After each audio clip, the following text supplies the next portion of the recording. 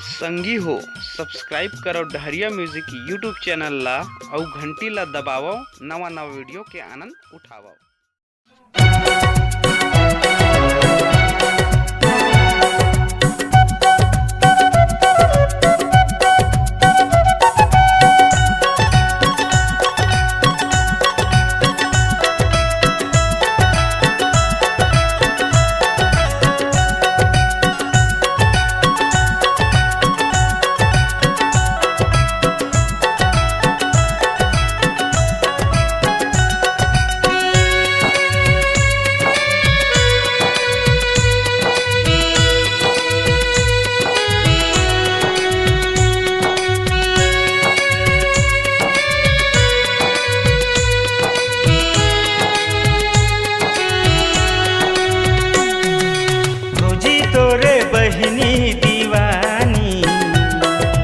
भौजी तोरे बहिनी दीवानी देखे मोला गोठिया थे अनी बानी, देखे मोला गोठिया थे अनी बानी।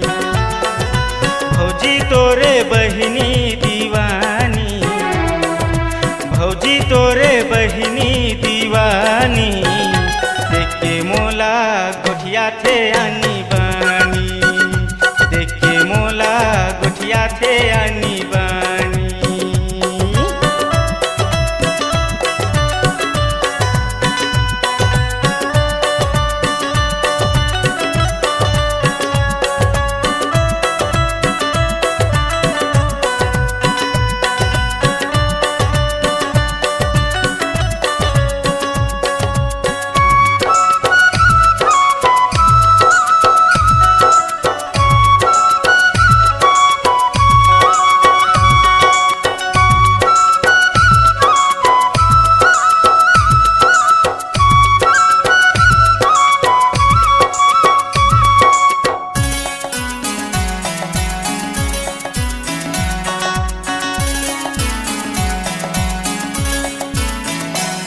तीरे मजाएले ये साएल करते जो हर ले समझी कई के हाथे ला धरते।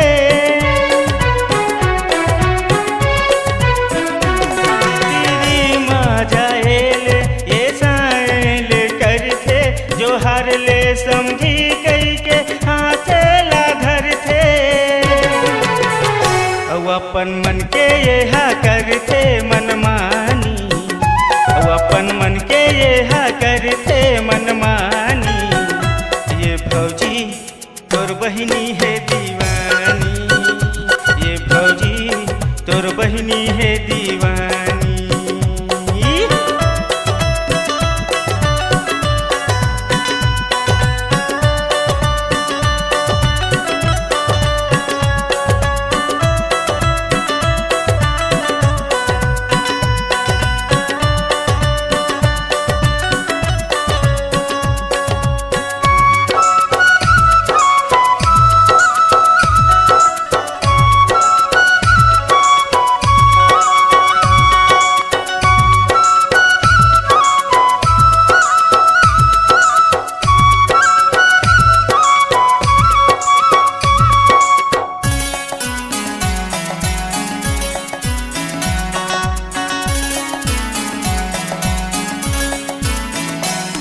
तोर बहिनी हाँ भौजी भारी मटमटा थे जाथा वो कर घर माँ दभावे लाखा थे।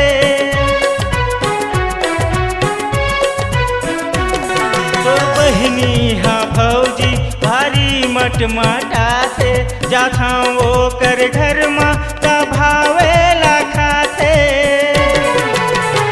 और रोशन लहरे बर लगाए है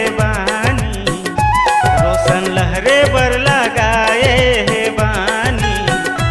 ये भौजी तोर बहिनी है दीवानी, ये भौजी तोर बहिनी है दीवानी। भौजी तोरे बहिनी दीवानी, भौजी तोरे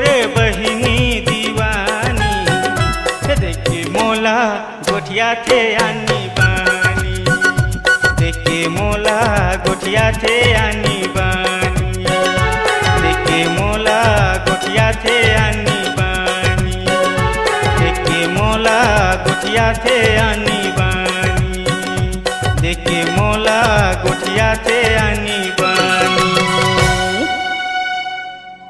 अगर कमाना चाहते हैं आप नाम, अपनी आवाज को देना चाहते हैं अंजाम, डिजिटल रिकॉर्डिंग के दुनिया में उभरता हुआ नाम कान्हा रिकॉर्डिंग स्टूडियो नवागढ़।